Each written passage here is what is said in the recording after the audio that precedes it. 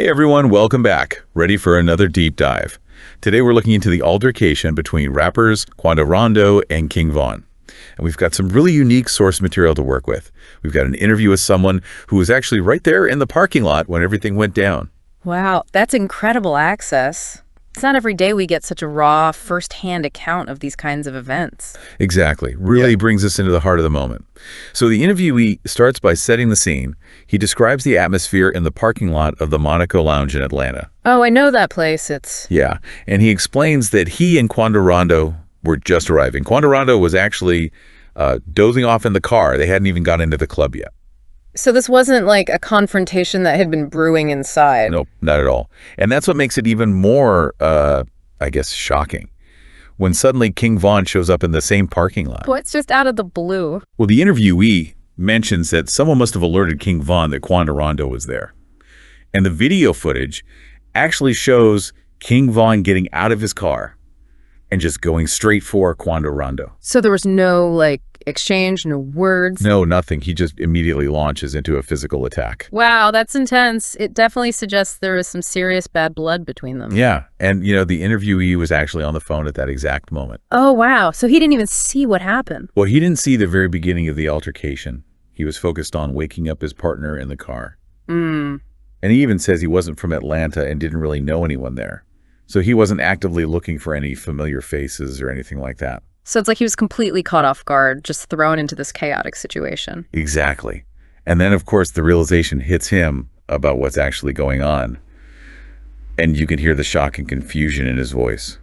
He keeps referring to Quando Rondo as his little brother. Oh, so there's that element of protectiveness coming through. Absolutely. And he keeps saying, why is this happening? We just got here. It really makes you think about how instinct takes over in moments like that. Yeah, how do you react when someone you care about is suddenly being attacked? It's fight or flight, right? Your adrenaline kicks in. Exactly. And in this case, the interviewee admits to pulling out a weapon during the fight. Oh, wow. So he gets involved. Yeah, he doesn't go into a ton of detail about what exactly he did. Yeah. But his main defense is that he's a protective person. And that he would defend anyone he loves from harm. That's a tough one. It's easy to understand that instinct to protect. But of course, pulling out a weapon has, serious legal implications. Yeah, it definitely opens up a whole other can of worms. And it's important to remember, we're only hearing one side of the story here. Right, of course. But even with that in mind, it's still incredibly valuable to get this kind of firsthand perspective. Absolutely. It gives us a glimpse into the raw emotions and immediate reactions of someone who is right there in the middle of this terrifying situation. And it reminds us that there's a human cost to these events, Definitely. It goes beyond the headlines and the media frenzy. These are real people dealing with the trauma and the consequences. Exactly. And those consequences can be far-reaching. They impact families, communities, and even the music industry as a whole.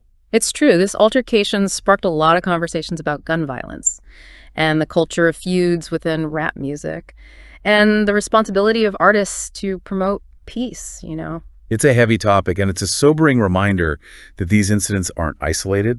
They often reflect deeper societal issues. Yeah. And they can fuel a cycle of violence that's hard to break. I hear you. It makes you wonder if things could have been different. Could this altercation have been prevented somehow? That's the big question, isn't it? Were there any missed opportunities to de-escalate the situation? It's hard to say for sure, but it's certainly worth thinking about, especially if we want to prevent similar tragedies from happening in the future. Absolutely. We need to have those difficult conversations and really examine the root causes of these conflicts. I agree. And, going back to the interview for a moment, it's interesting how the interviewee doesn't really talk much about what happened after that initial confrontation. Yeah, it's like his focus is entirely on those first few moments.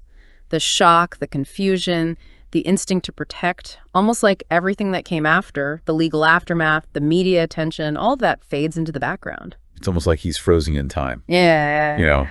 Stuck in that moment of crisis. It's a powerful image. And it raises a lot of questions. How do individuals process such a traumatic experience?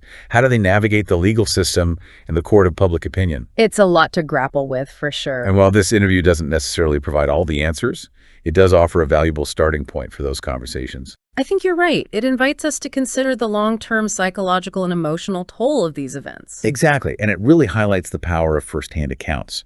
Hearing someone describe their experience in their own words, their raw emotions, their struggle to make sense of everything, it adds a level of depth and understanding that we just don't get from media reports or social media posts.